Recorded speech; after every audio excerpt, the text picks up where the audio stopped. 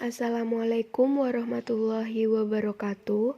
Kami dari kelompok 7 ingin menjelaskan tentang bencana banjir yang terjadi di Kabupaten Nagan Raya, tepatnya di Kecamatan Tripamakmur.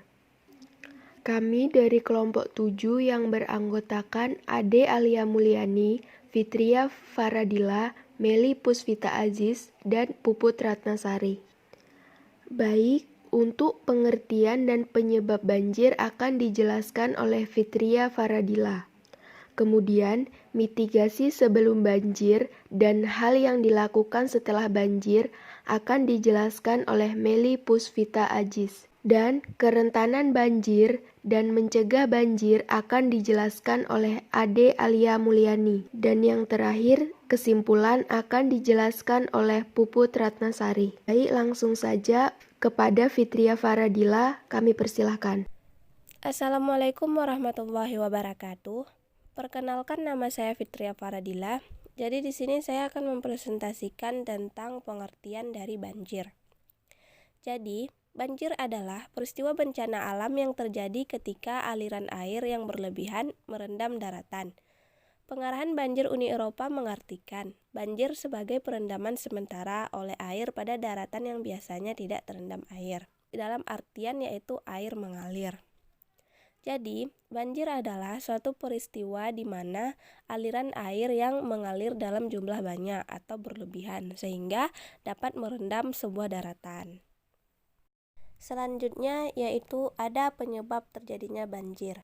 Yang pertama yaitu penebangan hutan liar. Jadi, penebangan hutan secara liar merupakan salah satu penyebab banjir yang sangat umum. Penebangan hutan menjadikan lahan resapan air akan sangat berkurang dan dapat menimbulkan bencana seperti banjir ataupun tanah longsor. Yang kedua yaitu ada sampah yang dibuang sembarangan.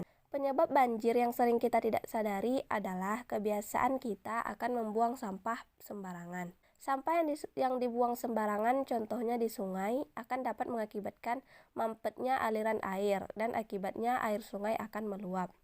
Hal tersebut menjadi sebuah pemicu terjadinya banjir yang dapat merugikan masyarakat atau menimbulkan kerugian harta benda ataupun korban jiwa. Yang ketiga yaitu pemukiman yang dibangun di bantaran kali. Penyebab banjir biasanya adalah kurang tertatanya pemukiman penduduk yang berada di daerah bantaran sungai.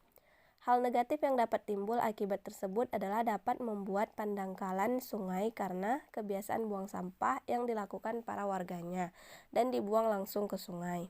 Hal tersebut menyebabkan penyempitan aliran sungai dan rawan akan terjadinya banjir. Dan yang keempat yaitu ada daerah yang memiliki dataran rendah. Jadi, biasanya banjir akan timbul pada daerah-daerah yang memiliki kontur tanah yang rendah. Hal tersebut sesuai dengan teori bahwa air akan mengalir dari tempat yang datarannya tinggi ke tempat yang datarannya lebih rendah. Kondisi tersebut memungkinkan terjadinya banjir akan lebih besar. Yang kelima yaitu curah hujan yang cukup tinggi. Jika hujan lebat terjadi telah berlarut-larut dalam waktu yang lama akan sangat berpotensi terjadi banjir, terutama pada daerah-daerah yang juga memiliki kontur tanah yang rendah. Dan yang keenam yaitu ada tanah yang tidak mampu menyerap air. Jadi, ketidakmampuan tanah dalam melakukan penyerapan air biasanya disebabkan karena berkurangnya lahan hijau atau lahan terbuka yang ada di perkotaan. Hal tersebut mengakibatkan air masuk ke dalam saluran, sungai, danau, ataupun selokan. Apabila tempat-tempat tersebut sudah meluap, dapat dipastikan bahwa air yang meluap mengakibatkan banjir. Yang ketujuh yaitu tinggal di daerah resapan air. Bagi sebuah perkotaan, daerah resapan air merupakan suatu kunci untuk mencegah terjadinya banjir.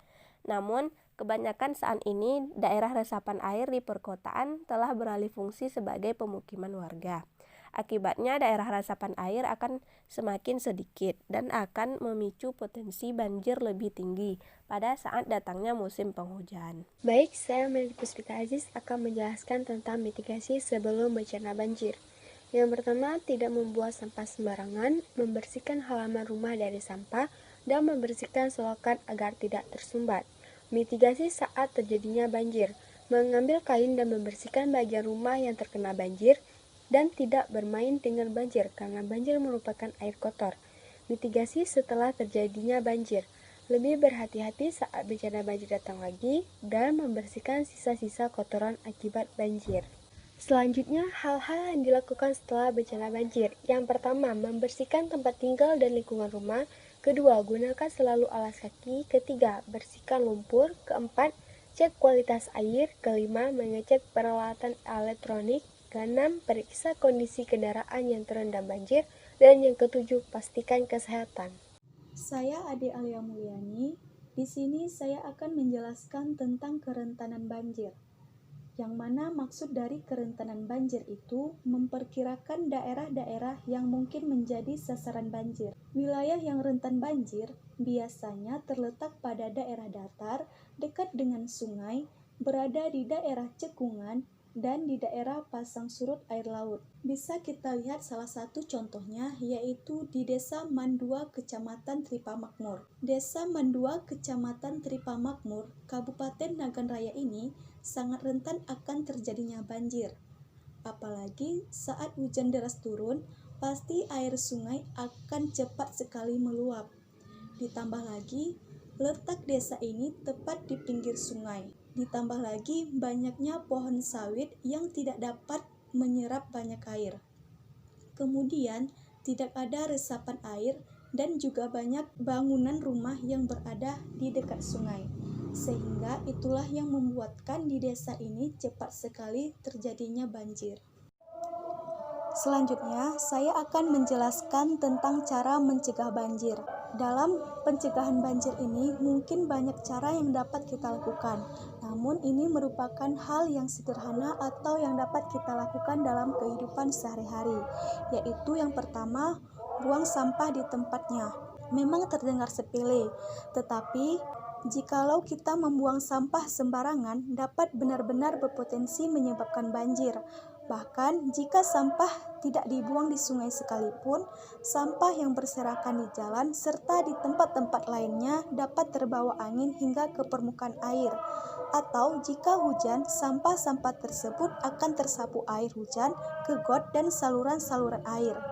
Walaupun dirasa sedikit, sampah yang kita buang itu akan terkumpul dengan sampah-sampah lainnya dan akhirnya menghambat aliran air.